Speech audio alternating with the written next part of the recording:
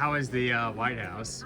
It was a unique experience. It was really cool that we could go there for my championship and Joseph's Indy 500s, sports car guys being there, Mr. Penske. It was a neat experience. I was happy they had us and they reached out, and so yeah, I couldn't turn down that opportunity. That's an amazing opportunity, and it was definitely a fun day.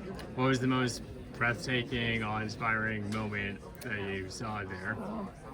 I think just seeing the Oval Office in general, like you see it on TV and stuff, or on video, and you just walk in the Oval Office, you're like, this is the deal. Like, this is the person who's running our country, no matter who it is. Like, this is their workplace, and I thought that just was was one of the neatest things, just seeing like the actual room that's been so famous, ever since it's been around.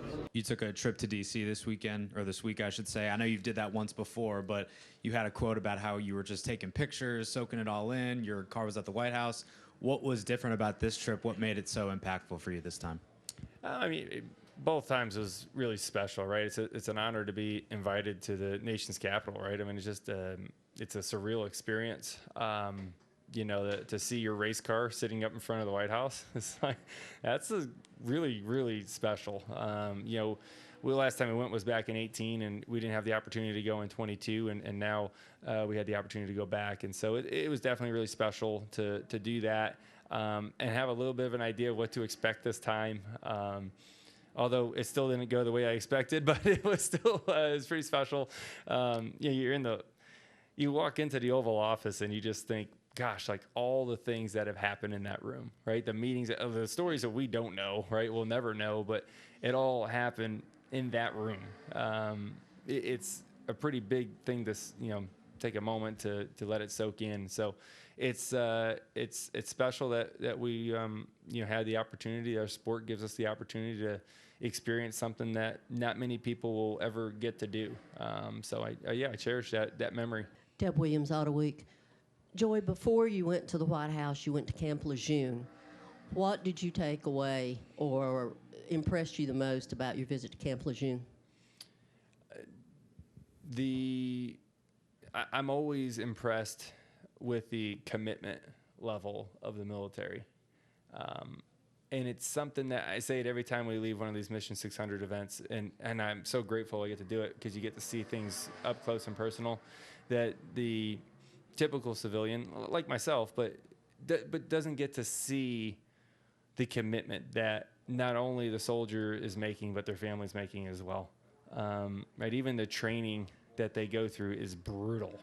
Like the training that they were going through there when I was there, I was like, oh my gosh, like they just got there that morning. They hiked 10 miles. They're sleeping out in the woods for a few nights as a training piece.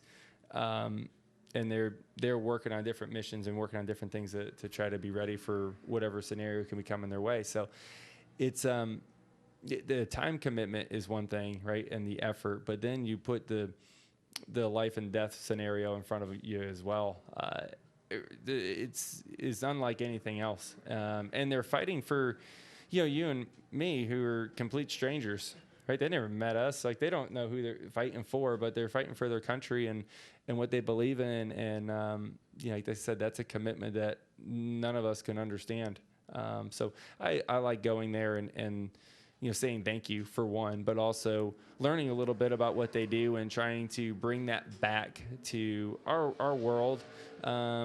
Because a lot of times, and we're all probably guilty of this, is that we live in our own little world and we assume everything's taken care of, and we just worry about the little things that in our world that maybe really don't matter in comparison to what these men and women are doing for us.